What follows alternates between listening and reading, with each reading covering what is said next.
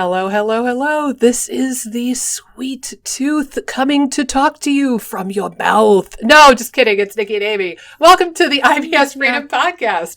We are talking about hyperglycemia, high blood sugar, with some overlap into the more overt diabetes, right? Like it's a spectrum.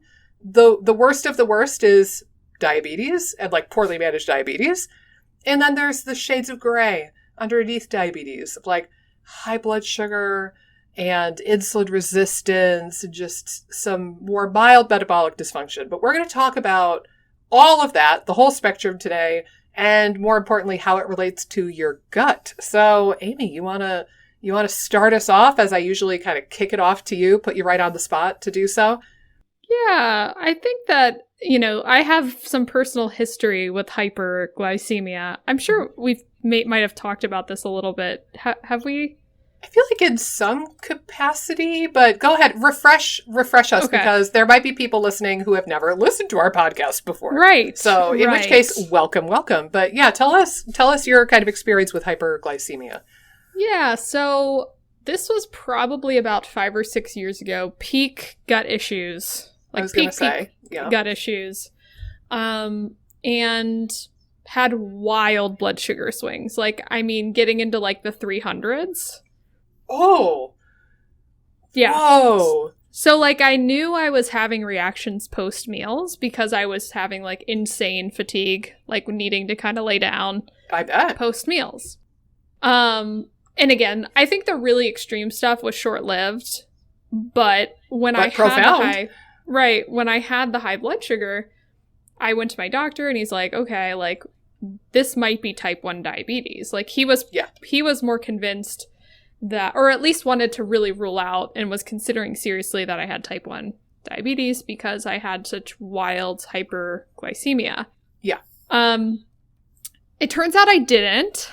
But I did have these kind of wild crashes. I would say more normally there were instances where it went high, but more normally I would say I was going into the high 100s at times. Okay. Yeah. Which is still high. Right. Yeah. And sometimes it would crash down. It almost looked more like a delayed response to the meal, like a delayed probably insulin response or something to the meals I was eating. Yeah. But it was wild. It was really wild. And it was probably one of the primary symptoms I was having. It was probably the primary symptom I was having outside the gut symptoms, but it was also feeding into the gut symptoms. And the gut symptoms, I feel like, and the gut situation was feeding into the hyperglycemia. Yeah. So what I've noticed is there was some improvement in my blood sugar when I took antibiotics. When I was on antibiotics, there was some improvement. So I think there might have been a little bit of endotoxemia happening. Yeah. But at the same time, in my particular scenario, which we can talk about in more detail, I was lower carb at that time. Mm-hmm. So, but I was still having these surges in blood sugar. You had to be lower carb. Right. Cut out the carrots, man. And that was my initial approach was oh gosh, I need to lower a little bit. But that didn't help at all. That almost made things worse. Mm. And then it actually took probably stabilizing my carbs and doing that for longer. It took a decent period of time for me to get this right. But I think initially doing stuff that kind of cleared out some of the bad bugs, but then also doing work on the diet, primarily raising carbs, which is something I think we should talk a little bit about, hormonally. Plot twist. Yeah, hormonally, I had high cortisol across the board. I had thyroid insufficiency across the board, both of which can certainly lead to problems managing blood glucose. Mm-hmm. And I think that was my primary issue. And when I started to increase carbs, which probably increased my calories a little bit, I was probably still a little bit under my calorie needs at that time as well, which was making matters worse. But when I did that, when I feel like my nutrition was more optimized with more carbs and in doing so probably more calories, that was when my blood sugar became more balanced. Isn't it funny? Because that's the polar opposite of what we see on the internet and Facebook groups and summits. Like, and again, we've talked about this a little bit before. It's not that low carb diets across the board are bad or they're useless. There are certain conditions that they can be really, really helpful for. The ketogenic diet can be really, really helpful for certain things, but probably not everything. It's probably not this miraculous cure-all that everybody needs to be doing, like it's kind of purported on the internet, right? Like, a housewife from Ohio might not need to do keto. She just might need to be more focused on eating healthy overall instead of like subscribing to this new diet. And the same thing goes for vegan or paleo or any other diet for that matter. You might not need to restrict that much, but it's interesting that you said that increasing carbs and therefore likely calories has helped. I don't know. Have I told you much about one of my closest friends is going through a bit of a health crisis right now. She's been bedridden literally for the last almost 2 months. She got off of Diet Coke. She was very addicted to Diet Coke and was way over consuming Diet Coke. And initially she thought she was like detoxing from aspartame. And we've kind of pieced things together bit by bit, but it turns out she's very histamine intolerant and has POTS. She got diagnosed with POTS. Oh my gosh. She got diagnosed with histamine issues, which we've talked about histamine with her on and off for a couple years, actually, because we talk about health all the time.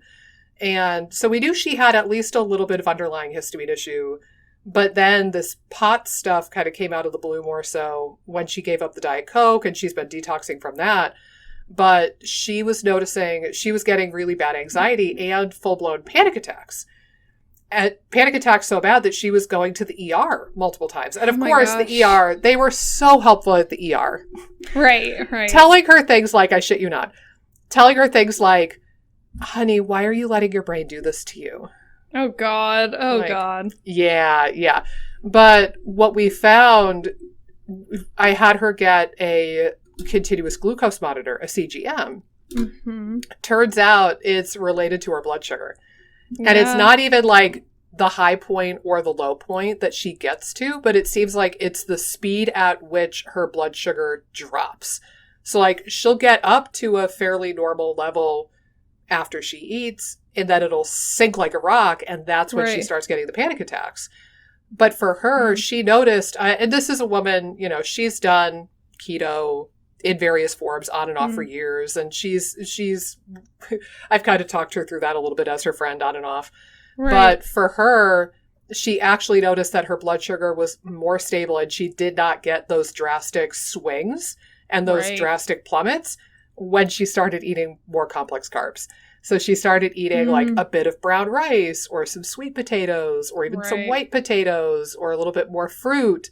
And she noticed that adding in the carbohydrates actually helped pull her out of that, versus when she was trying to go lower and lower and lower carb, it was almost like her body didn't know how to process carbs anymore, which, seems like not a bad thing if you think about like the keto adapted kind of world, but it was literally sending her to the ER with panic attacks and POTS and like fainting spells. And it just clearly wasn't working for her to go that low carb or go to full-blown keto. She actually needed some carbohydrates to normalize her system and get her out of those really vicious swings. Yeah, and I think, like, in my own situation, too, which is similar to that, like, I think a similar thing could have been happening. Like, I know with me, like, probably being low carb really kept my cortisol levels high because my body was like, hey, we need a certain level of glucose in your bloodstream at all times. And you're not going to give it to us, we're going to make it. Right. Yeah, we're going to increase your cortisol production so that you can break down protein to make glucose. Yep. And maintain your blood sugar. But I think once that process is happening, like cortisol is doing everything possible to try to keep glucose into the bloodstream. And then if you're in that state and then you eat and you have like any bits of carb, or if you have any bits of carbs, sometimes that's going to cause a spike. Yeah. And then there's almost like this delayed, it sounds like she was having almost a delayed reaction because my blood sugar would fall pretty rapidly too. Like I would be high, but then I'd go like, and that did not feel nice. The crash does not feel nice. So yeah, I think the hormonal piece of it is big. And I wonder, I mean, I'm not necessarily, I haven't worked with many. I think I've had a few of clients that have had outright diabetes. But I think there's so many clients that have some of these blood sugar issues. Yeah. I think from my experience, it's not limited to women, but I think women are a little bit more prone. I think they're a little bit more prone to carb being subpar, hormonally. Like I think they're a little more sensitive to being a bit low carb. And a lot of my clients are just naturally slightly low carb with some of the diets they're following. Yeah. But yeah, I think that it's a pretty common thing that I look out for, and I'm sure you do too, to see how someone's blood sugar is being regulated. And the last thing I'll say about this too is I find that with blood sugar, and I even was guilty of this in my own journey, where it's like when you're so hyper-focused on SIBO, like, the SIBO, I find that a lot of my clients are like, the SIBO is making me so tired after meals, or like I'm feeding the SIBO and I'm so, there's no investigation or looking at other factors there. And more often than not, it's not the SIBO, it's that your blood sugar, or a lot of cases, it's because the blood sugar is swinging, and that's why their energy levels are not super stable throughout the day, and they have blood sugar symptoms. So it's just another example of trying to investigate a little bit. While SIBO can certainly cause a number of symptoms and IBS can cause a number of symptoms, you don't want to blame every symptom on that, because you could be missing crucial pieces of the puzzle. Yeah, I totally agree with that. And I think, I think it's underestimated, like in prevalence. If you think about how common blood sugar issues are, I mean, if we look at IBS as a proxy, right? Because a lot of people with IBS actually have SIBO. If we look at IBS as a proxy, about 50% of people with IBS have some degree of insulin resistance or overt diabetes. 50%. So if you go onto your Facebook groups, your SIBO groups, or your IBS groups, or whatever it might be, or your Candida groups, an awful lot of those people are going to be afflicted by either overt diabetes or insulin resistance and have some degree of metabolic impairment. But how many people are actually talking about that in those groups? I mean, I've witnessed those groups. I've lurked in there for a lot of years. Well, hardly ever does blood sugar get brought up. And if it is brought up, it's like what you said. It's the SIBO is getting blamed for it, or the IBS is getting blamed for it. And we know that is a piece of it, right? Like what you alluded to. If you have a lot of gram-negative bacteria, you have a lot of LPS being produced, it gets through the gut barrier, particularly if you have a leaky gut. And then boom, you've got endotoxemia. And then that is very well associated now with diabetes, hypertension, metabolic syndrome, like all of those kind of symptoms. So we know that the microbiome influences our metabolism and can send you further down the path of insulin resistance.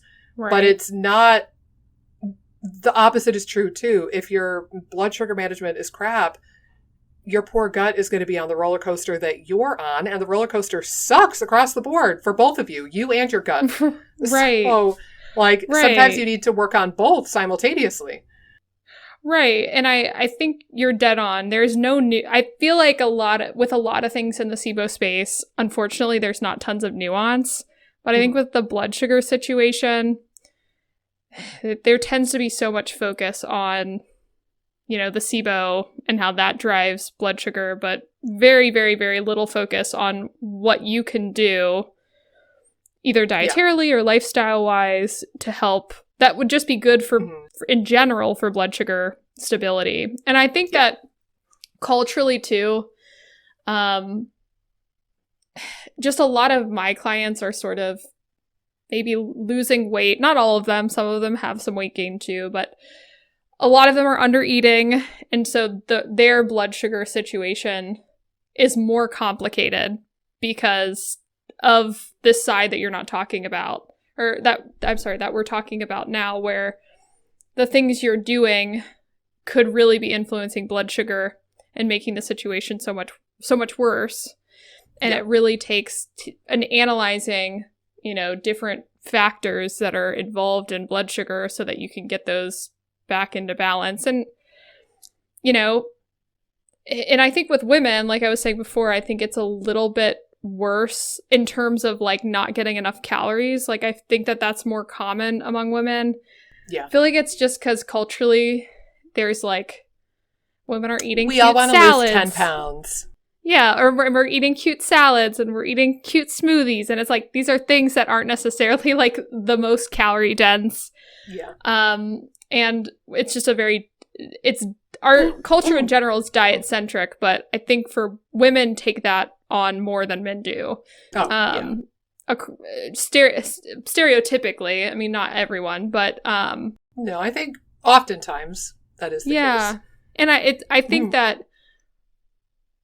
like mild blood sugar issues are extremely common with a lot of women.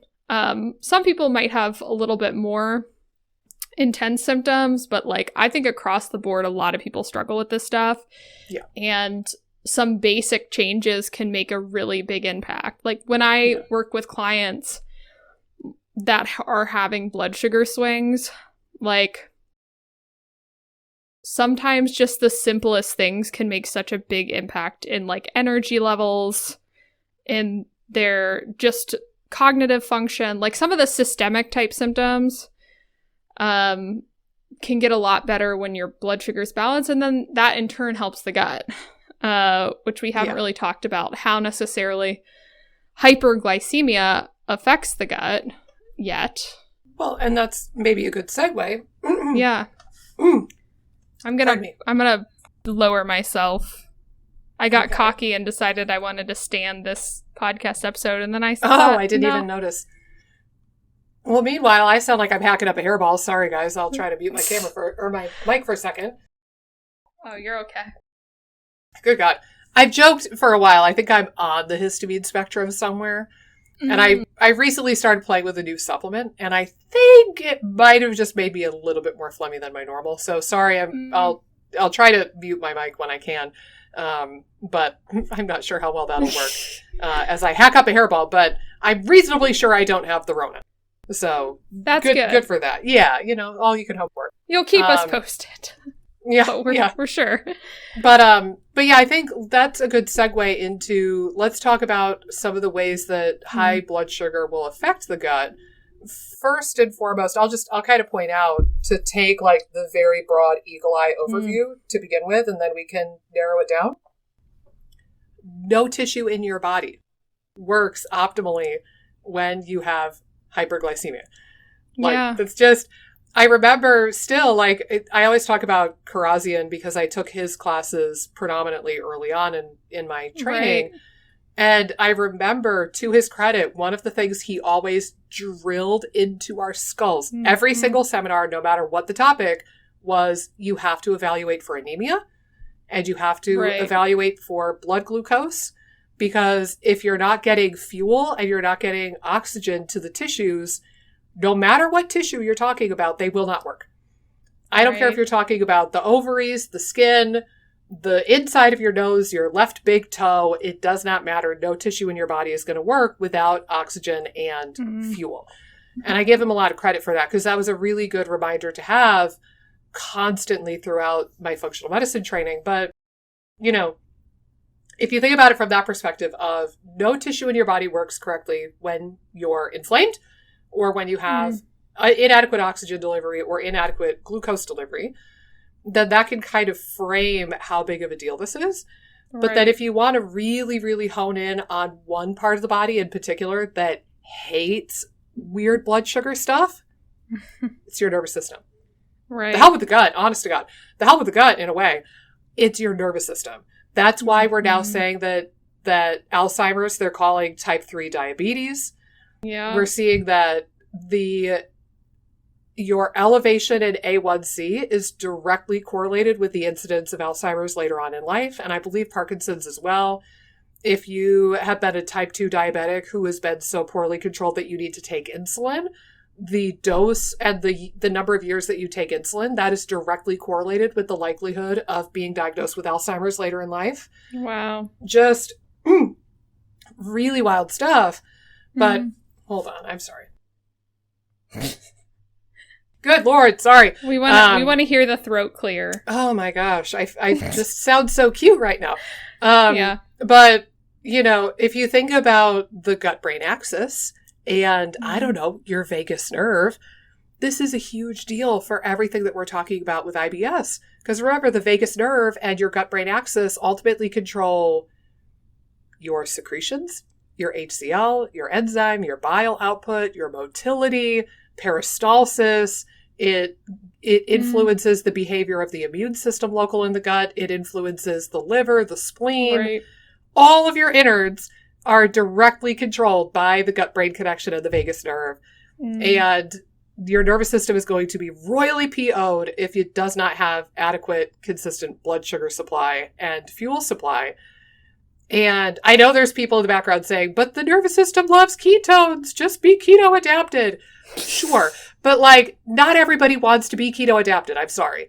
I do not find that appealing in my life. And I do this for a living. I want to be able to eat some carbs and I want to be able to eat carrots and not think about how many carbs are in the damn carrot. So your nervous system can function under those circumstances, but you have to kind of work your ass off to get there, and that it is realistically not appealing for everybody to do that. So, the ketone conversation aside, your body just wants constant fuel supply, and it gets used to one type of fuel, namely blood sugar, in some capacity. But what's interesting, I don't know if I shared this with you, there was actually a study that I found not that long ago where they measured the thickness of the vagus nerve. I think they were doing MRIs, maybe CTs, I forget now. But they were doing imaging, and then they were looking at the cross-section. And they looked at the thickness of the vagus nerve in diabetics and non-diabetics. Holy crap, Amy.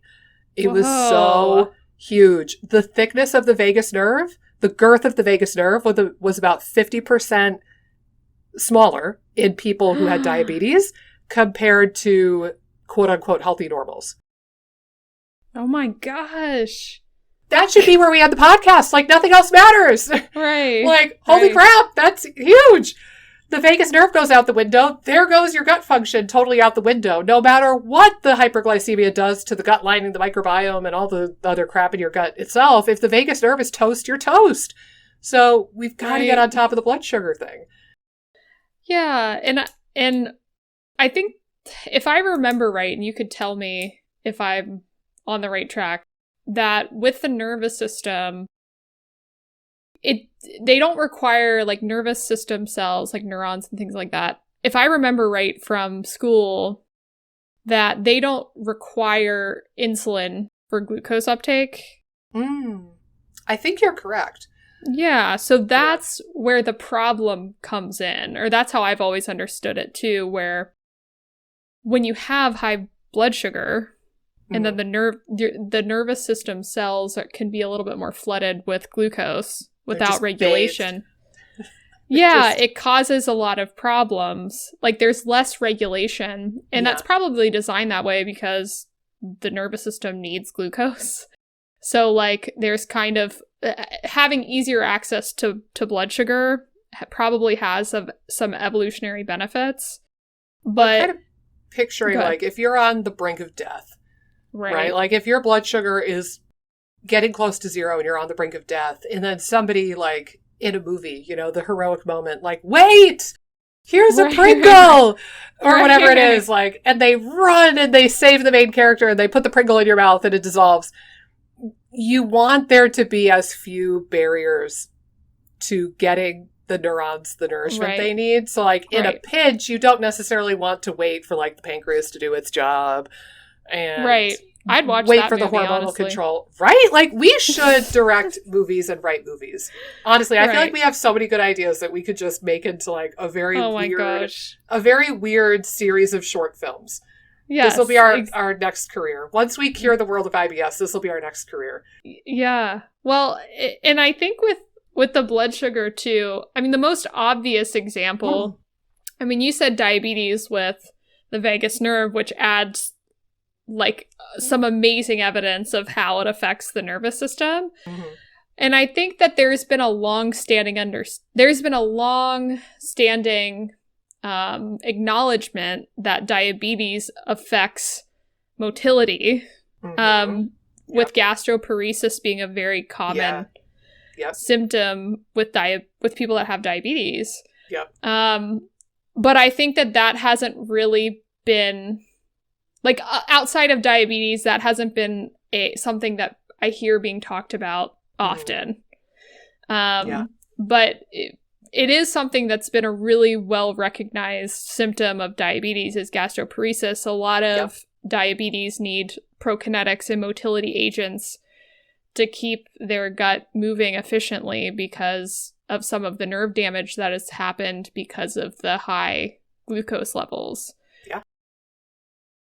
And if you think over to SIBO and the MMC, you know, we largely talk about the migrating motor complex as being a small intestinal phenomenon, but I think it's like 70% of MMC waves actually begin in the stomach.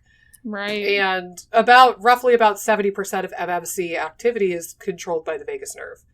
Mm-hmm. So, you know, in theory, you could have your vagus nerve severed and still have some MMC activity, but it's not going to be anything to be proud of. Like, to be quite honest, like it's going to be at maximum, it's going to be 30% of what it was once capable of.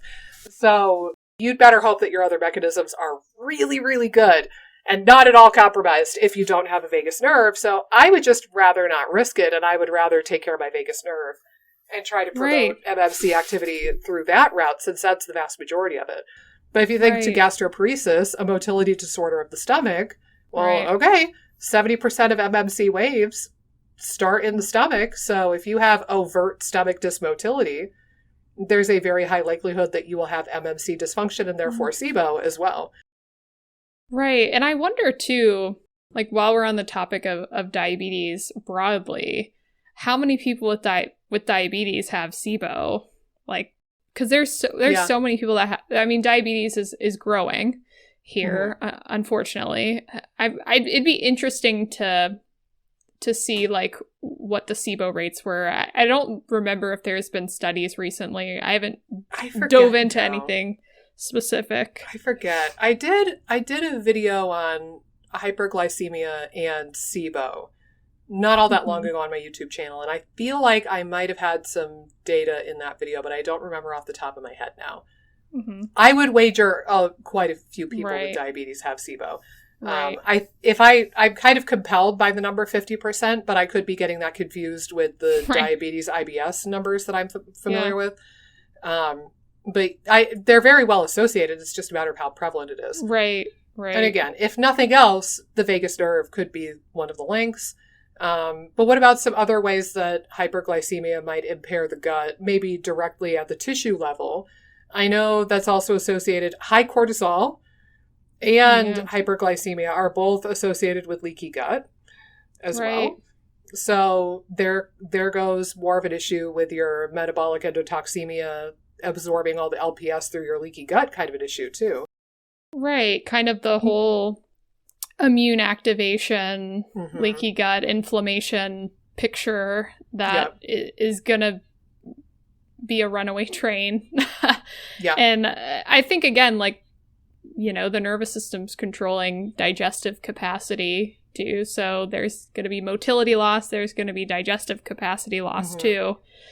If the nervous system can't function properly, you know, if the vagus nerve is decreasing in size by 50, well, that's diabetes, but So there could be less of a effect nervous system wise in the broadly with people that have blood sugar or hyperglycemia.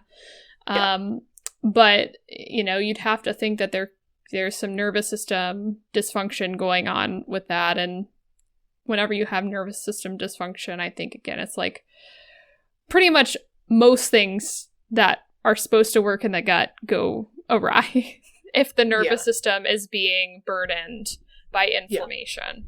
Yeah. And you just touched on something I don't know if we've ever talked about, but it's worth mentioning.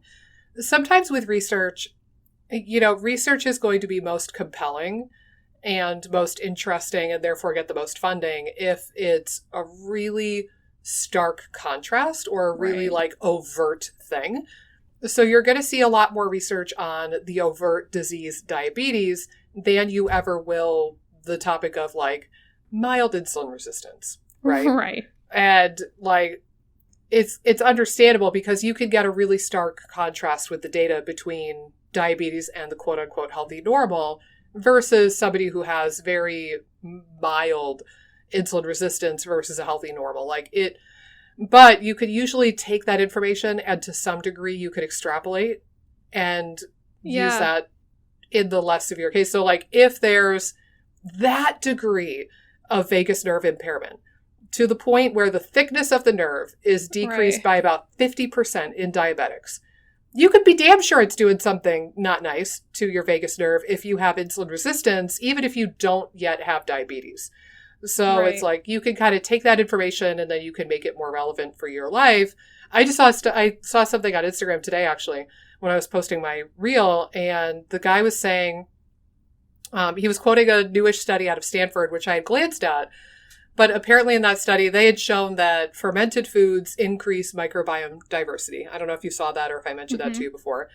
What I didn't realize, because I just skimmed the article before, was that in their study, they showed that 6 servings of fermented foods per day increased diversity. And he was giving like the amounts, pardon me, in like the comments and whatnot. And it was like 6 ounces of yogurt or kefir or like X amount of fermented veggies. 6 servings a day, though.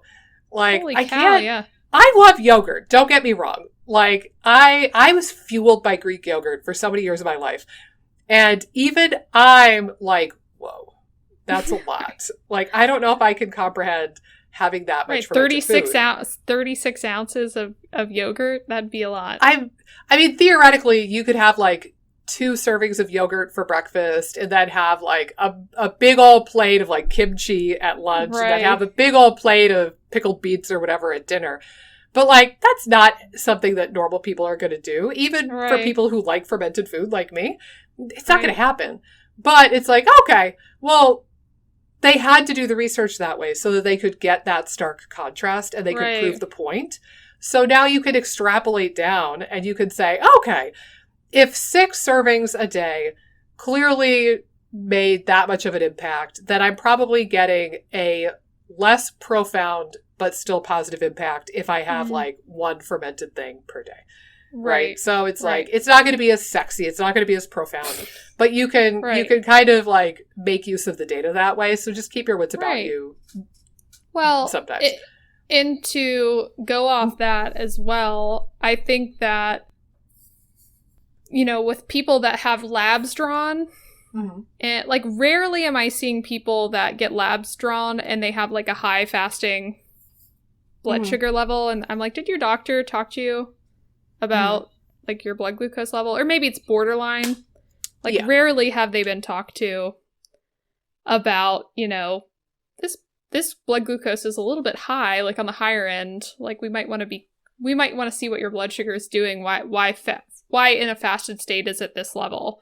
Or even A1Cs too. Sometimes A1Cs, like, I'm shocked that doctors aren't moving and shaking, but it's sort of the scenario you're talking about where it's like there's less moving and shaking until it gets to a point that's very dysfunctional and more problematic. And it has to be in your face for conventional medicine to care. Honest to God.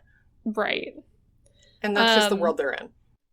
And I think that that's something to to highlight, because with my clients, sometimes when I'm like, we should do like a little bit of testing or try a CGM or do a regular glucometer if they don't feel like getting a CGM, but like do something to kind of try to regulate this, or even do further labs or something just to get a better picture. Sometimes it's like kind of like, what? Like I have blood sugar?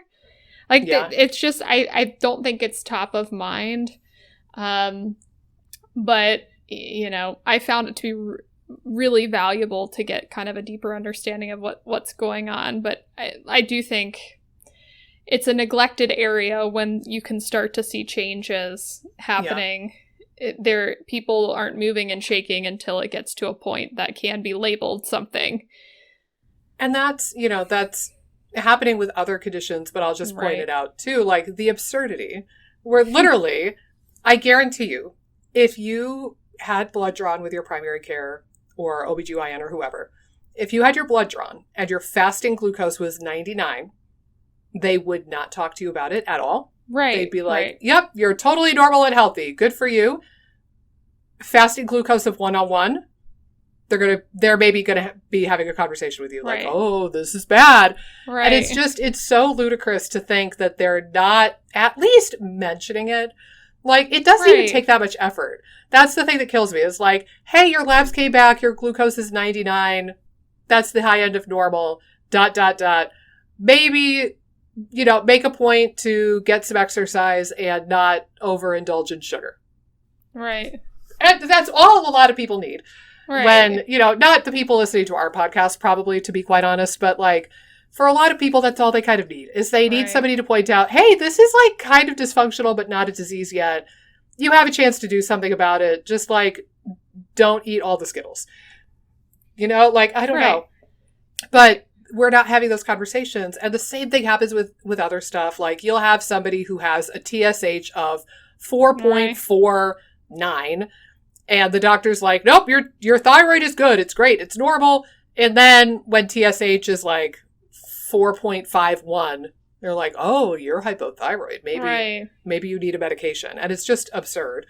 But always keep that in mind. And also, honestly, I think that part of the problem with high blood sugar is that it's not talked about enough in the IBS and SIBO space. Mm-hmm. I think the other piece that really aggravates me is that it is so misunderstood and oversimplified. Yeah. Again, like, even if somebody were to bring up high blood sugar in one of those forums or one of those summits or something, or in the context of gut health, I can almost guarantee you the conversation is going to be, so you have to cut down carbs. Right. End of story. Right. No experimentation, no curiosity, no tailoring it for the individual, no observation to see if that actually works for you. It's just, carbs are evil. End of story. Right. And that's not necessarily the case. And then also there are tools, there are herbs and supplements that you could consider taking, which we'll get into maybe next. But, I think even if it's borderline, it could be worthy of your attention. And to that point, I want to make sure we mention diagnostics really quick too. And you can weigh in on these as well. But I think for fasting glucose, I would normally look for something between maybe 75 and 90 as the ideal range, like a functional range, if you will. Yeah. If you're starting to creep well into the 90s, certainly the high 90s, I would start paying attention to it. And certainly if your fasting glucose is above 100, you're getting into pre-diabetes territory or possibly diabetes, depending how high it is. With A1C, I use it a little bit, but I don't use it a ton. There was an article, I think it might have been Chris Kresser, a few years ago. I was researching this because I was seeing a couple patients who had abnormally high A1Cs, judging by their build and their diet. And it turns out that A1C is not as reliable as we once thought it was. Yeah. Because it's hemoglobin A1C, right? So it's hemoglobin, and then you slap on a glucose onto that hemoglobin molecule. And it's very, very strongly influenced by the amount of hemoglobin you have, or the shelf life, if you will, of your hemoglobin in your red blood cells. Mm-hmm. And that varies from person to person. Like, I might have really long-lived red blood cells. Say my red blood cells maybe live for 4 months, but maybe you have really rapid turnover of red blood cells and you're making a new crop every 2 months. Right. So we're going to have different A1Cs. If mine are really longer lived red blood cells and therefore my hemoglobin gets a free ride around the bloodstream for that much longer, then I'm going to have an artificially inflated A1C. And if you have rapid turnover of your red blood cells and therefore your hemoglobin, you're going to have an artificially lower A1C than we otherwise would expect. So I don't use A1C a ton because I find it unreliable, to be honest. But theoretically, you want it below 5.6. Maybe 5.5 if you want a functional range. Do you ever get a chance to see fasting insulin or send out for that? Because I actually use fasting insulin a moderate amount of the time. I find that fasting glucose and fasting insulin together gives a lot more information than A1C ever could. And I find that to be pretty useful. Yeah, I've definitely had some clients, especially with outright hyperglycemia request insulin, fasted insulin. Yeah. Some of them had already had it drawn, just depending on severity. But I would say sometimes my more borderline people, depending on what their scenario is, because sometimes if they're a little bit low carb already, sometimes insulin's not as much of the problem.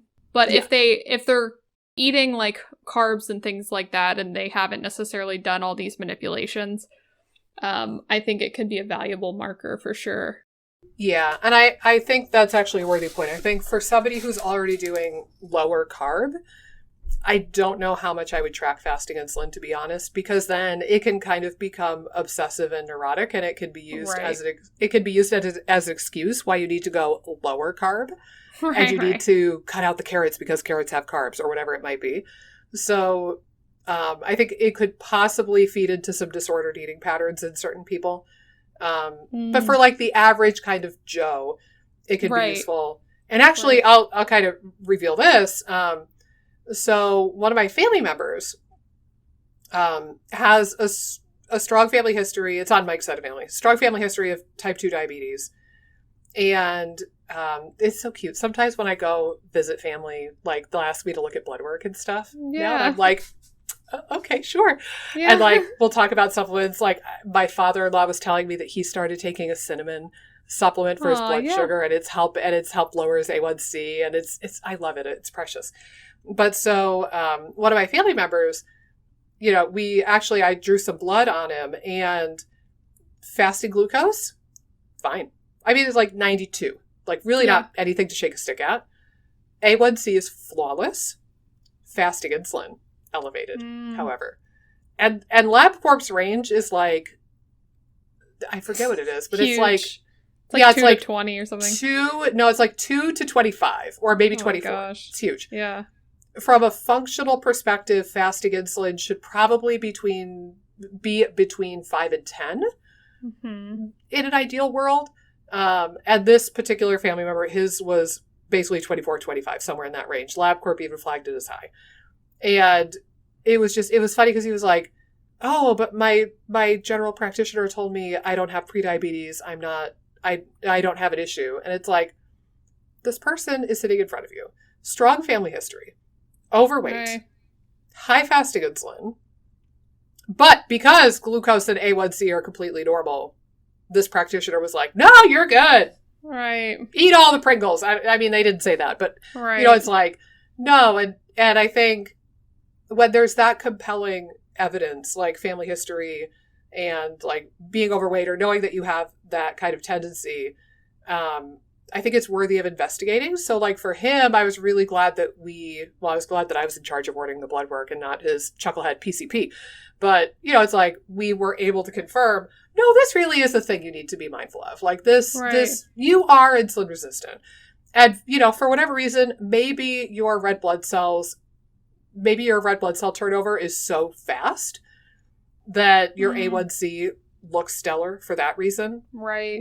Like maybe that was doing it. And maybe like your fasting glucose wasn't impaired because you get decent enough sleep. I don't know. Like maybe there's some other factors, but clearly your fasting insulin is elevated and that needs to be addressed. And then the last thing I'll share too that I've used diagnostically, there's a marker called Glycomark. And that one can be more useful if you're trying to figure out if somebody has a high blood sugar, but it's like always kind of high and blipping around in that high zone, or what you described. Like, I guarantee you, your Glycomark would have been abnormal years ago. Glycomark is going to be abnormal when you have somebody who has an average glucose level that's too high, but the pattern is super, super high, crash and burn, super, super high, crash and burn. And it's those really high peaks make Glycomark look abnormal. So for somebody like you know, your fasting glucose or A1C may or may not have been out of range. Your fasting insulin, when you took it, may or may not have been out of range. But I guarantee you, if we had a time machine and we went back and stole your blood, weird plot for another movie, by the way. How about that? Right. We get a time machine and we go back and like our mission is to like sneak up on you and somehow steal a vial of blood without you knowing it. Oh my gosh. Yes. Right? But like you and previous Amy can't be in the same room for too long. Otherwise, like the fabric of the universe would crumble or something. So like I would have to be the one like posing as a phlebotomist or something. I don't know. Like this could be a really good plot. But Glycomark can be useful as well when you're trying to understand, you know, if you're just always high or if you have these really drastic swings and you have these really huge peaks of blood sugar. So that's the other kind of diagnostic piece I would add in. Well, and I think even like making a quick point for the A1C as well, like my A1C during that time was always normal because I was going high and then going low and then going high and then going low. So like the average was like kind of more normal. So you know, that's another problem with the A1C is that it's an average. So if your problem's more the swing than anything else, you could be you could miss some issues there. Yeah, I think that's spot on. So why don't we jump into some treatments or some therapeutic strategies that we might use in somebody, and we can I think there's a couple that might be more specific for the person with the really bad swings, up, down, and then just overall like blood sugar management and support. I think that those are two different conversations, but you want to start out, maybe just start us off with what helped you the most with your blood sugar. And did it seem to get better over time as you healed your gut? Or was there anything in particular? I know you said antibiotics actually helped. Right. But was there anything else in particular that really, really helped you beyond antibiotics and actually adding in more calories and adding in more carbs? Those were the two biggest things. I didn't really use herbs or anything like therapeutically. I did track. For me, that I feel like became a little bit neurotic with like with the finger prick scenario. Yeah. Like it almost created a little bit more anxiety. Yeah. I think it can be useful depending on the person. And I actually think continuous CGM is probably better in situations like that where you're not like having to do something after each meal, like having to be reminded after each meal. And not to mention the pain, like just doing the finger prick all the time. Like nobody looks forward to that. That's not a good therapeutic thing for your vagus nerve. Yeah. So again, I think that was helpful to a point. Like sometimes I'll have clients where they're like, you know, for one reason or the other, they don't want to do like a CGM and they'll do it for a period of time. And I'll give them like specific instructions of like how I'd go about doing it. They don't have to do it all the time, but just like give me a few data points of fasted, give me a few data points of like a couple meals an hour and 2 hours after, and like give me a couple data points to look at and what you ate and like if you can know patterns. But you know, I think the CGM from a client standpoint has been a little bit more useful. But I didn't use that at the time. Really, I think for me primarily it was calories and carbs that were huge. And again, kind of funny that that's counterintuitive to what a lot of people would tell you on the internet. Right. And I think like really if I had someone that's coming to me that's having blood sugar swings, there's really going to be the core four in general that I want to work on, like from a diet lifestyle standpoint, would be nutrition, movement, sleep, and stress management. Yes. All of those aspects are going to affect how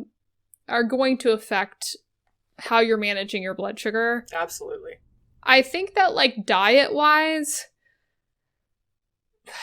a lot of people, I think this is also a little bit more common in women, but not always. Like I'm working with a client now who's having some blood sugar swings. This is a man though.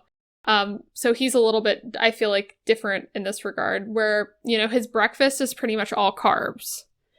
And he has a history of, you know, some, like a gastrectomy. Like he has kind of a more intense history of some surgery. So he's a little bit scared of like fats and certain macros, but his blood sugar is also swinging. So we're like trying to figure out, you know, how he's going to manage the situation. But I don't think it's super abnormal for Americans across the board to have like more high carb breakfasts that have less protein. And I think that that's an issue. Just general meal balance and meal patterns, I think, play a really big impact on this. And this is a little bit of I would say a contingency of working with someone. Like if someone's struggling with blood sugar balance, for typical SIBO clients, I think fasting helps. But I think there's a subset of people struggling. Like it might take some experimentation with meal patterns to figure out what works. And you could maybe adjust it over time as the blood sugar becomes more stable. But I think there's a subset of people that struggle to go, if their blood sugar is really dysregulated, struggle to go long periods without eating. Some people, again, might benefit from fasting from a high blood sugar standpoint. So it can be a really individual, kind of from my standpoint too. Like I didn't benefit from going any lower carb, but someone else might benefit from going a little bit lower carb. It sort of takes analyzing what seems to help the person. But you might want to adjust like meal patterns. I think consistency of meal patterns can be whatever you do decide on, trying to be a little bit consistent with meal times, that kind of stuff. But really meal balance, so having some protein, having some fat, having some carbs with each meal is huge from like a nutrition standpoint. And I do a lot of work with my clients on like plate balance when they're eating their meals. And I think that can be a little bit foreign depending on the person and what they've traditionally eaten. So that's the biggest thing, I think, nutritionally. There's certain nutrients that I also think are at play here. Like chromium is a big one, zinc, magnesium, thiamine, which I know we've talked about too, like could be lower in SIBO clients, and it has a big and diabetics actually. So I mean thiamine's a big one because it's important in insulin production. So I mean there's both macro and micro considerations when you're trying to manage blood sugar.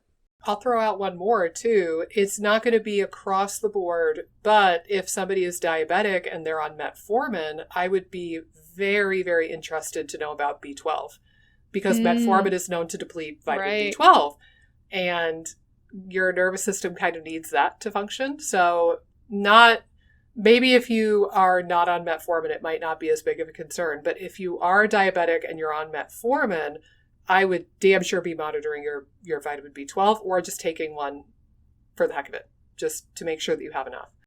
Right. And I think too, like a couple things that might help as well, depending on the person, like makes me, as long as the person doesn't have histamine issues, like certain things like apple cider vinegar can help with meals, with higher blood sugar, cinnamon, like can work. Cinnamon. I mean, I don't think at each meal that you have to eat cinnamon, but like trying to incorporate some cinnamon in. Did I ever tell you about my cinnamon glycerite that I made? I think you did. You have. So good.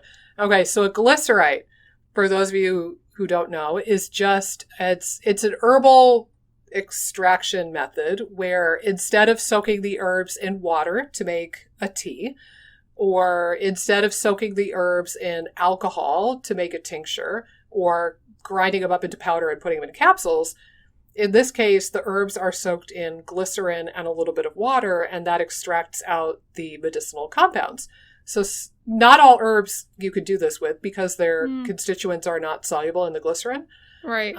But it can work nicely for some herbs. I know I've seen chamomile in a glycerite form, but cinnamon makes a phenomenal glycerite, and it's pretty easy to make. I got cinnamon chips from like Mountain Rose Herbs or something. I got a bottle of vegetable glycerin and some water, mixed it up and poured it into a mason jar, put a canning lid on it and threw it in a hot water bath and boiled it for like 45 minutes or an hour.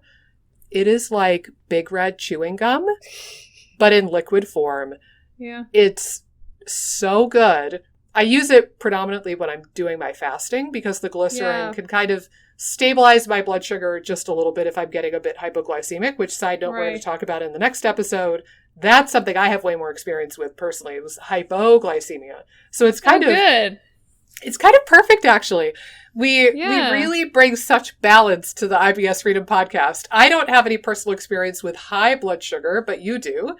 But I have experience with low blood sugar, hypoglycemia swings. So I'll be able to weigh more in on that from firsthand experience. So, but anyway, but if I'm feeling, if I'm in one of my 2 or 3 day fasts and I'm feeling just a teeny bit hypoglycemic or like a little bit off kilter, I can take a couple squirts of the cinnamon glycerite and it just kind of gives me that teeny bit of a boost, or maybe it's because it tastes delicious. I'm not sure, but it's delicious. But I've also had some patients with blood sugar issues where I send them home with some of the cinnamon glycerite or maybe give them the recipe for it.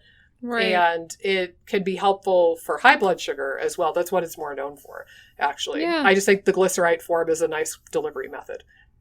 Yeah, that sounds lovely. Sounds lovely. Is. I'll have to whip you some up. It's yummy stuff. But actually, and speaking of which, we are recording this in October, and you are an October birthday, if I remember. I'm going to mail you some cinnamon glycerite. There, done. Oh. Solved. Now you know your present. Excellent. Yeah, but yeah, I think a lot of the points you made were really solid, and I like that you broke it down into 4 things, like nutrition. Sleep is huge. I was going to mention sleep, especially. It's not to say that if this is not happening, you're off the hook completely, but I would especially pay attention to sleep quality. If your blood sugar is decent during the day, but you wake up and your fasting glucose in the morning is elevated, that's a big red flag that there's like apnea or some crappy sleep quality issue that's messing with your blood sugar.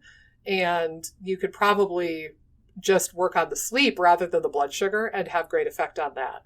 So I would be mindful of that.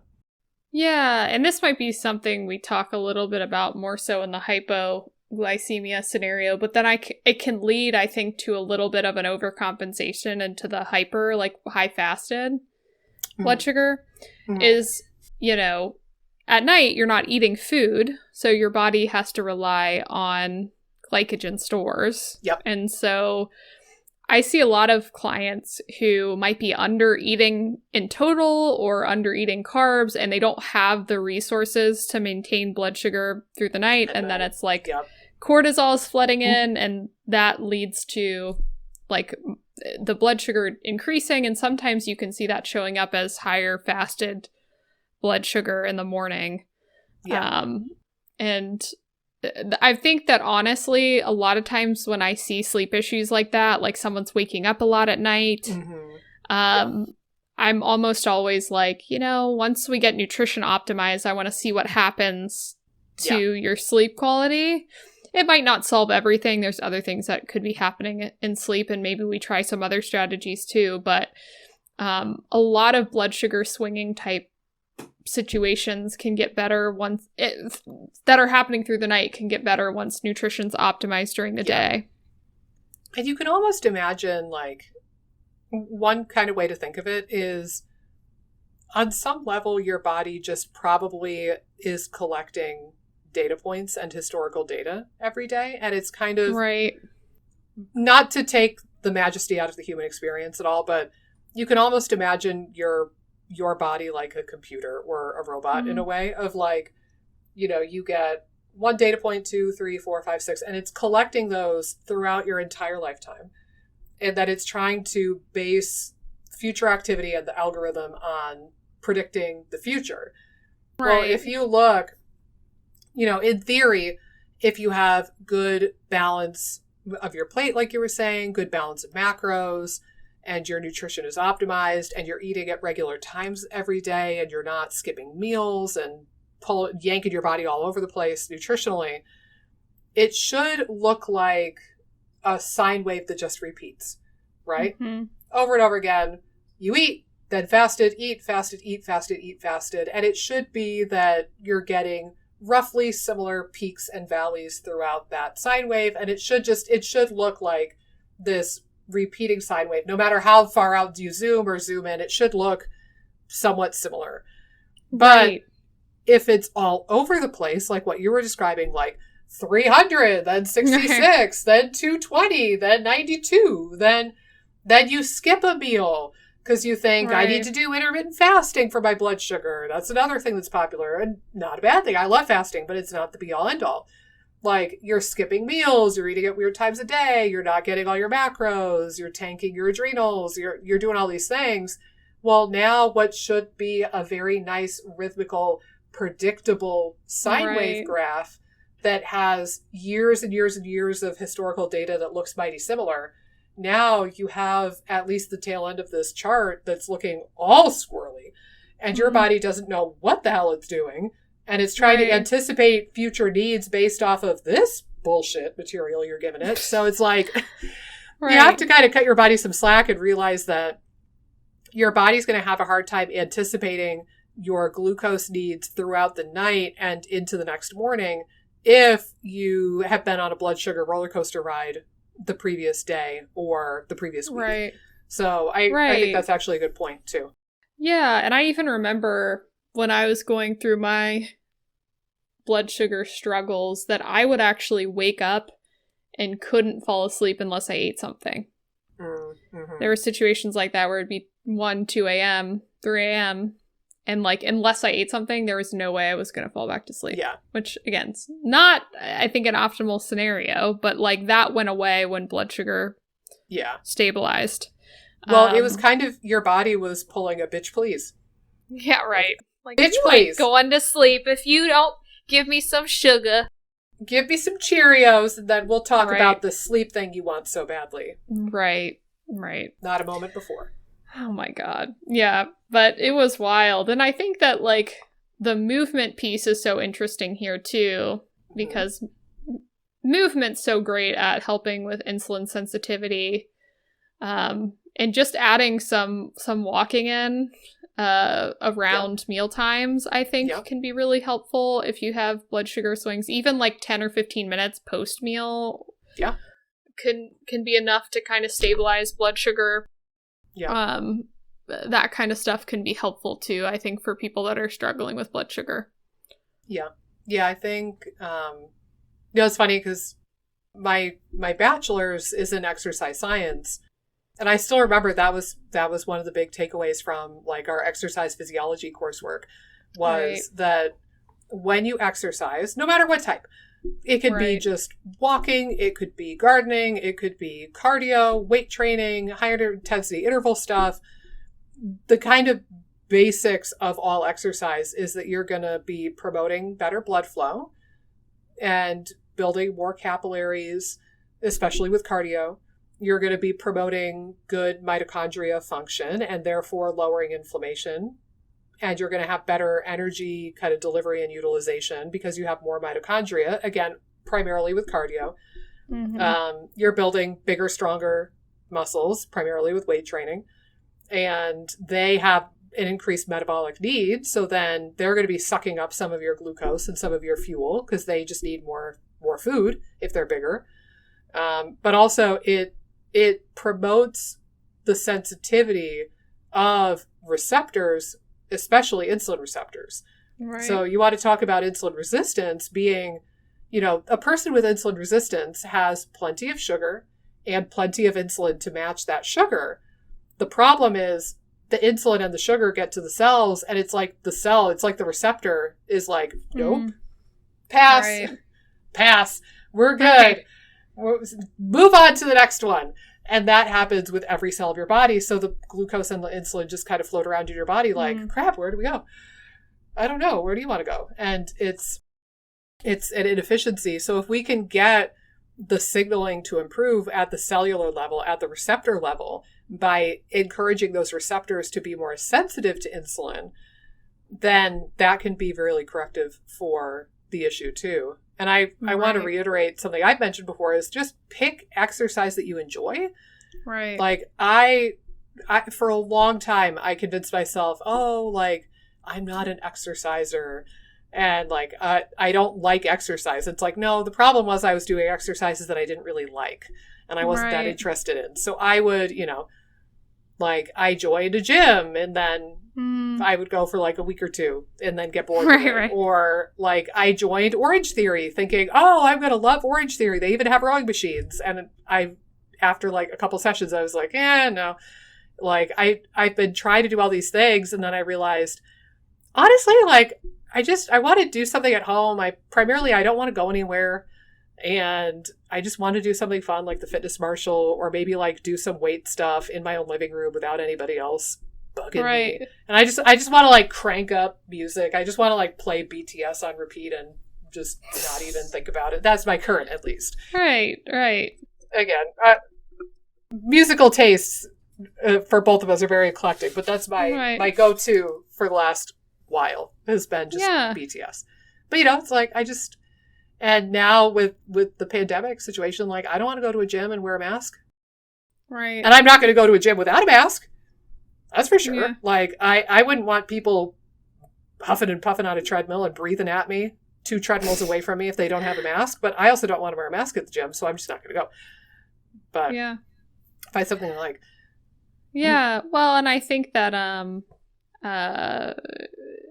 I think you're right. We tend to overcomplicate things in general. Oh, well, what's the best diet, or what's the best exercise, or what's this? Everybody needs to be doing high intensity interval training, or everybody needs to be doing CrossFit. Right. It's I don't know, if you don't like CrossFit, don't do it. And I think that there's maybe certain exercises that might be beneficial for certain things, but you're much better off choosing something that you like and enjoy that's still going to have a net great benefit. Maybe there's an exercise that's even slightly better, has a little bit of a better and more research behind it or something for a particular condition. But if you hate doing that and you're never going to do that, why don't you do the thing that's still going to be great but maybe not the best? Do you know what I mean? Yeah. I feel like sometimes people get very in the weeds with some of this stuff, and you're much better off doing something that you'll be able to commit to than something that you can't. Like what you were saying with keto, I don't necessarily think that's the best diet for everyone at all, but similarly, you're never going to do that. If that was if it's not appealing to do that for the rest of your life. Right. You have to reconcile with the idea that at some point you're going to break away from that diet. And that's something to think about with any diet, I feel like. Is this sustainable to do forever? Right. Or is it something that you're going to use therapeutically for a short period of time? And it's not that those diets are bad. I just, this week or yesterday, I recommended to one of my patients that she experiment with doing a low histamine diet for a few weeks, because I think that might be a big driver of her symptoms. But we already talked about, we'll have you eliminate some of these foods for a period of time. We'll follow up in 2 weeks, see if it's working. We'll talk about what our next steps are. I gave her a list of some antihistamine foods so that she's not only focused on subtractions. And we're already talking about, realistic goal setting for the future. A lot of people with histamine intolerance are able to add in many of the high histamine foods. You just might need to eat them in moderation a bit more. You might not be able to have a day where you have a big bowl of tomato sauce and oil and vinegar on salad and an avocado and a banana and alcohol and I don't even know what else. Like, maybe that all in one day is going to be too much for you going forward. Yeah, but like, aside from my patients with overt like mast cell disease, like mastocytosis or mast cell activation syndrome, aside from those people, most people with run-of-the-mill histamine intolerance issues can reintroduce the foods to some degree, but you might need to eliminate them and give your body a break for a period of a couple months. And then we can start reintroducing them strategically. So it's not that these stricter therapeutic diets are always bad. It's like, how much, like, do you have reasonable goal setting? And like, do you have a trajectory right out the get-go? Or are you just flying blind? And then that can oftentimes lead to people thinking that they need to be on this diet forever, like low histamine or low FODMAP or paleo or whatever it is. Right. Exactly. But like, I haven't eaten gluten or dairy in 10 years, and I find it, with all the stuff available now, I find it very sustainable, and I can eat that way for the rest of my life, and it doesn't really cause me any stress now. Right. Because like, I figured out what gluten-free bread I like, and I found, the dairy-free yogurt that I like, and I just try to eat around the gluten and dairy thing, and it's not really a pain in my ass anymore. So I find like, that's really sustainable. Something like keto, something that restrictive, I don't think is sustainable for the long haul.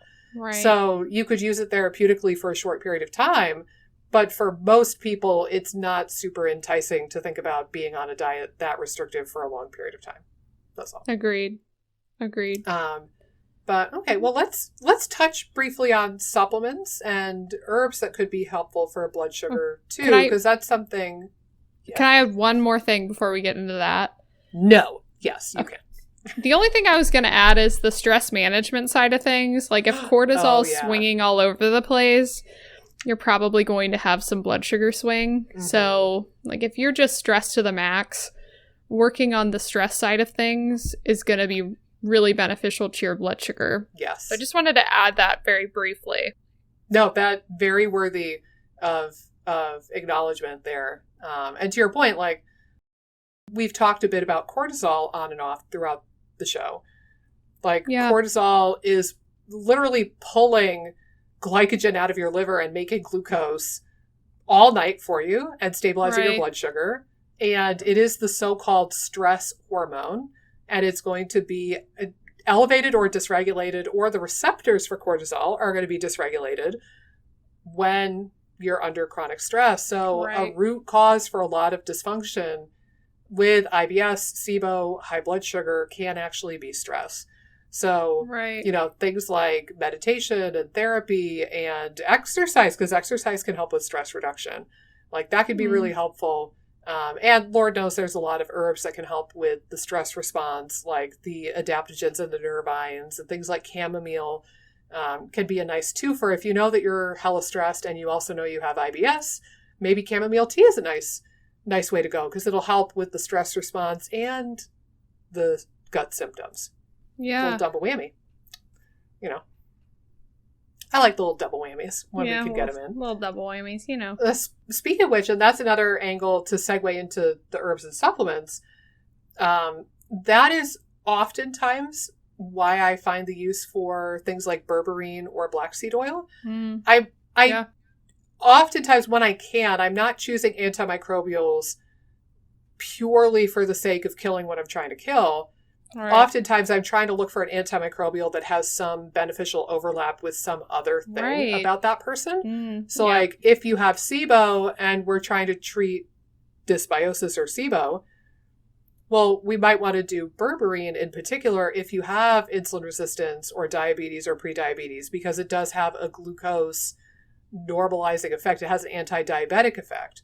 Similarly, black seed oil has some good research on blood sugar, as well as things like fatty liver, as well as allergic conditions. I had one patient I've been working with, one of her symptoms was that her tongue would just like swell up all the time for like no reason when she would eat. And that completely went away when I had her start black seed oil. Wow. And I think it was like, yes, we were addressing the SIBO, but also it was anti-inflammatory and anti-allergenic to a point where I think it calmed down the bit of like squirrely allergic kind of stuff that she was displaying. And for her, it was manifesting as this like swollen, itchy, weird tongue kind of situation. Ugh, yikes. Yeah, it was an odd one. But, so you could pick antimicrobials that happen to have some overlap with blood sugar. Right. I think that's a great point. I'm glad you brought that up. Yeah. But those are two really well-known supplements. Like I said, cinnamon is known for helping with blood sugar. I like it in the Glycerite because then you can enjoy the taste of the cinnamon, but you don't have to put cinnamon on all of your food for the rest of your life. So I think that's a nice little practical application of it. Yeah. Believe it or not, I have a surprising one.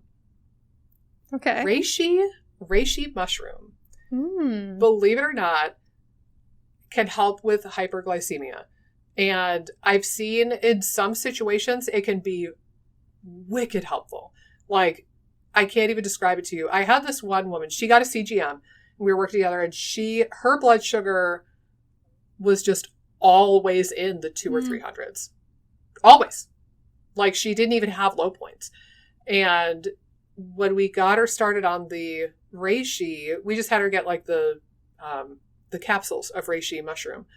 When I started her on reishi, within maybe a week, she said that her overall blood sugar lowered by about 100 points. Whoa. It was still high.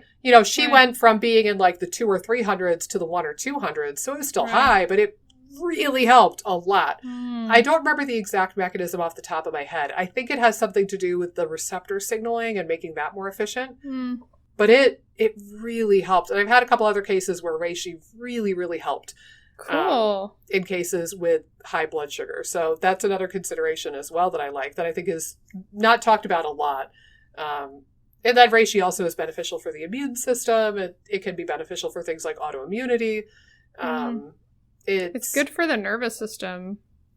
Probably, yeah, it can. Actually, in the Aura Ring users group, I don't really poke around in there very much, but every now and then I will. I've seen some people comment that reishi seemed like it promoted more REM sleep for them. So there's a little additional nugget. I think maybe not the capsules, like the mycelium necessarily, but I know like reishi tincture is talked about. In Chinese medicine, it's said to stabilize the shen, which is kind of like the heart or the spirit. So it can actually be helpful for the stress kind of response and like helping kind of take that burden off the soul or the heart in TCM. So maybe it's acting in that way too.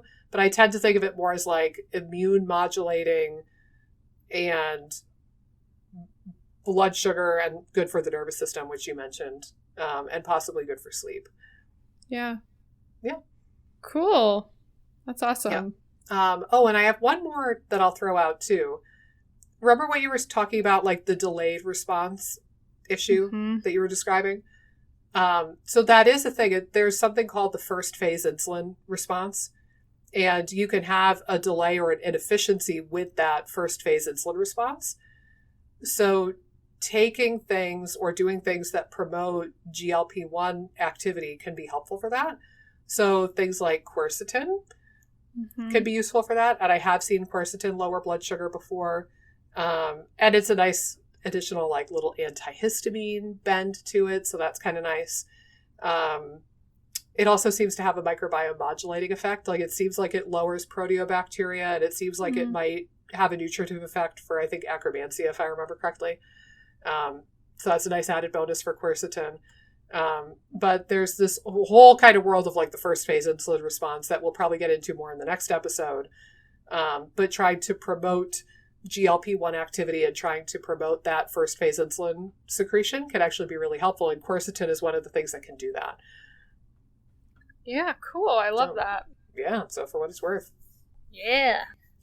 All right. Well, I think that taps out my brain, at least for the moment, on high blood sugar. Oh, and we've alluded to this a couple times, but I'll just throw out there. A continuous glucose monitor can be really helpful for a lot of folks. Yeah. So what it would be, you get a contraption, a monitor that is maybe a little bit smaller than a typical cell phone. And you get these sensors that you would you would put on the back of your arm, like your triceps. I've used them before. It doesn't hurt at all. It looks like it would totally hurt because there's like a needle going into your arm. You don't feel it at all, honest to God. But you slap that thing on your arm and it stays there for about 2 weeks and you get a continuous blood sugar reading. They're used more with type 1 diabetics, but now they're starting to gain a little bit more popularity with people who do not have type 1. But that can help you hone in on what exactly your pattern looks like what we were describing, the highs, the lows, and the speed at which you drop in blood sugar. And it can help you start to correlate, like this food really spiked my blood sugar, but this one did not. Because sometimes it'll surprise you. Sometimes white rice does nothing to your blood sugar, but the almond flour crackers do. Or vice versa. I know, like, actually, I had my husband wear one for a little while, and he noticed that corn across the board is bad for his blood sugar, way more so than oatmeal, bread, rice, any other carb. Corn for him specifically seems to be the worst.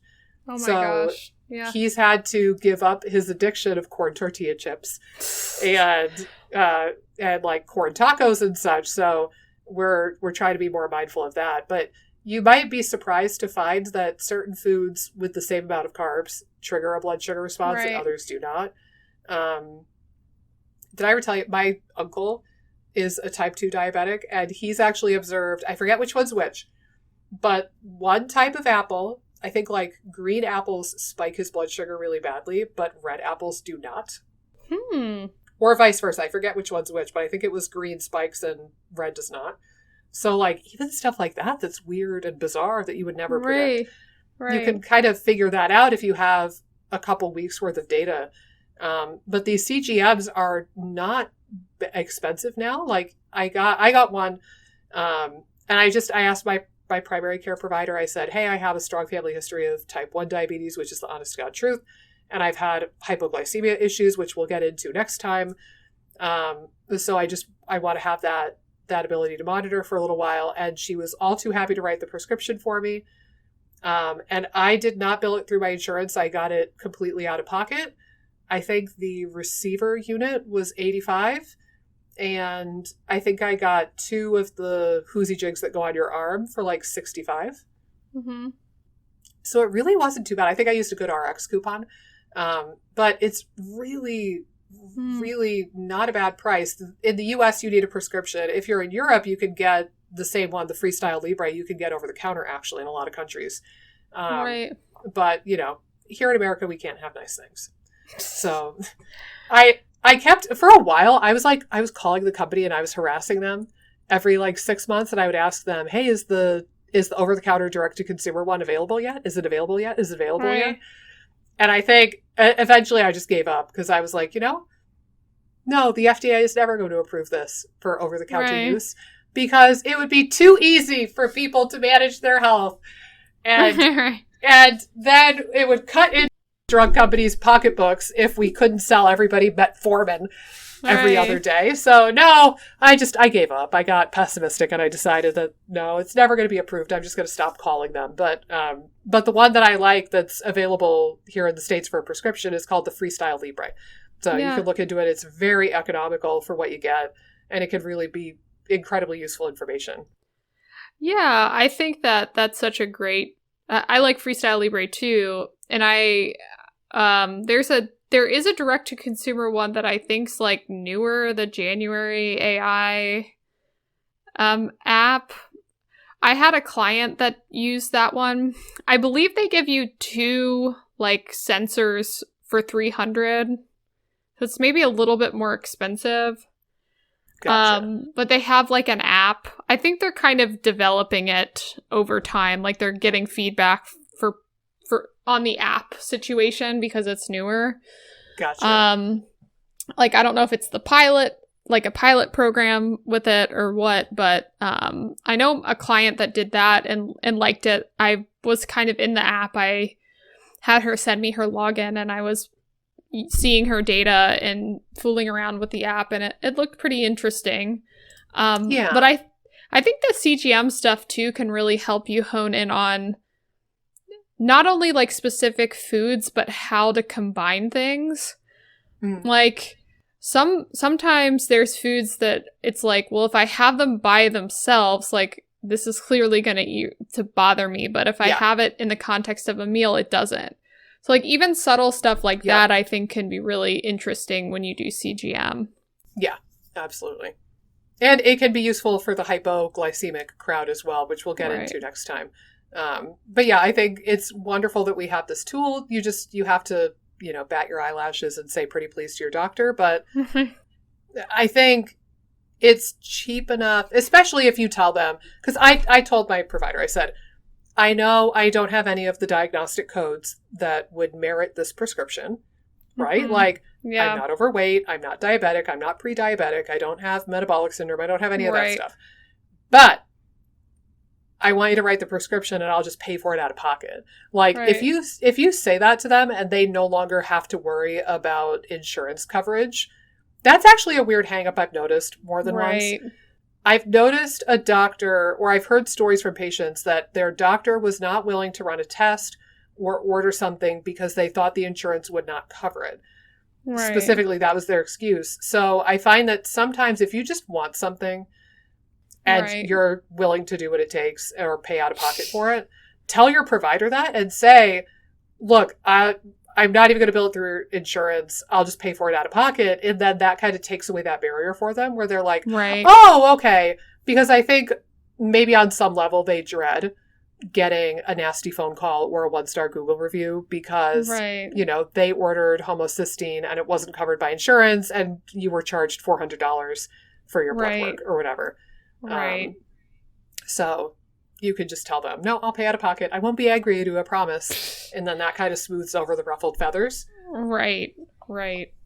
Exactly.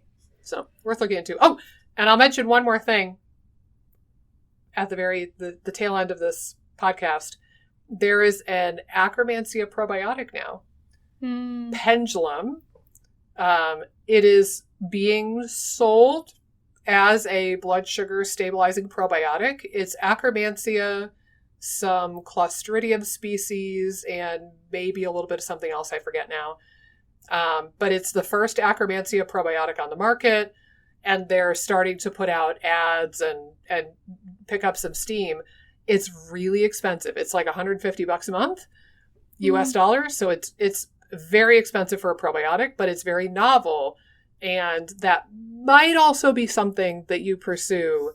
I would pursue all the other stuff that we talked about first. So it's perfect that I mentioned it at the very end of the podcast. But that does exist. It's out there now. I have one patient who recently told me she's going to order it. She's going to try it out. But yeah, so I don't know what else to say about it. I don't have any real experience myself or with patients with it. But there is an Akkermansia probiotic. It's officially out, and it is strongly being marketed as a blood sugar stabilizing probiotic or an anti-diabetic probiotic. So time will tell as we get more reviews and we hear more about it. It'll be curious to see what comes of it. Yeah, well, and I think even trying to do some strategies that might raise your own Akkermansia could also be valuable as well. Absolutely. So eating I see polyphenol Akkermansia rich low very frequently. I see it extinct infrequently. For what it's worth. So most of you listening to this probably have some Akkermansia. It's probably just low, if I had to guess for a lot of you. Right. So eat those polyphenols. Yep. Refer back to the podcast on polyphenols. Right. Yeah, I'm trying to think if I have anything else. Yeah. Akkermansia seems like it likes FODMAPs. Yeah. So you could throw in some FODMAPs. It seems like it likes fasting a little bit. Fasting, yeah. Quercetin, like I said, I think quercetin boosts it a little bit.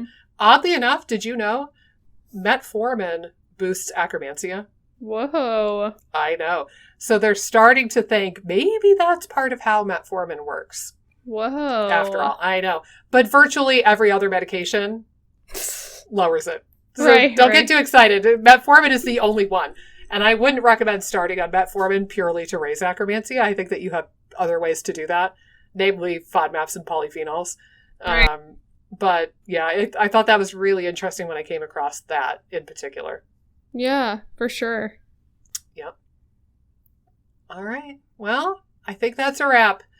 Guys, Yeah. I think this was a lot of information, but hopefully it was helpful. Like I said, the odds are roughly 50% of people who are listening to this podcast have some hyperglycemia issue that they could address, and it would probably have a great beneficial effect on your IBS.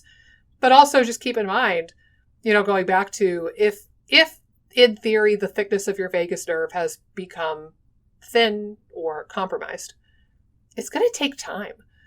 Like, it's going to take time to repair that and get the girth back in your vagus nerve. So try to be patient with yourself and try to be kind. It might not be a scenario where you have a good blood sugar day on Tuesday and then on Wednesday you have the best poop of your life and you're like, I'm cured. It might be months and months and months of diligently nourishing your body and controlling your blood sugar and regulating your blood sugar and managing your plate. It might be months and months and months before it really starts to pay off in symptomatic improvement. But keep the faith, give your body what it needs, what it wants, and I really do think it will pay you back in the long run. I think that's a beautiful summary. And you need to have that vagal girth. Yep. Oh my gosh. I'm feeling an Instagram reel coming on. I don't know what yet, but I'm gonna go a lot of different directions, Nikki. I know. I'm going to include hashtag vagal girth, and then I'm going to tag Amy when I come up with whatever the idea is. And it's going to be our new hashtag. Instagram's going to be like, there is one post with this hashtag. Right. You're going to get like some Karen on the internet's going to be like flag your content for vagal girth. for being get your mind out of the gutter. Inflammatory or something. Nope. That's going to be my new favorite hashtag, and I'm going to tag you next to that hashtag.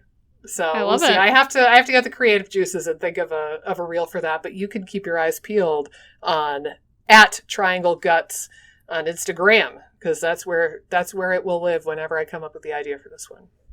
And I will tag @Amy_Hollenkamp_RD. Yes. Ta-da.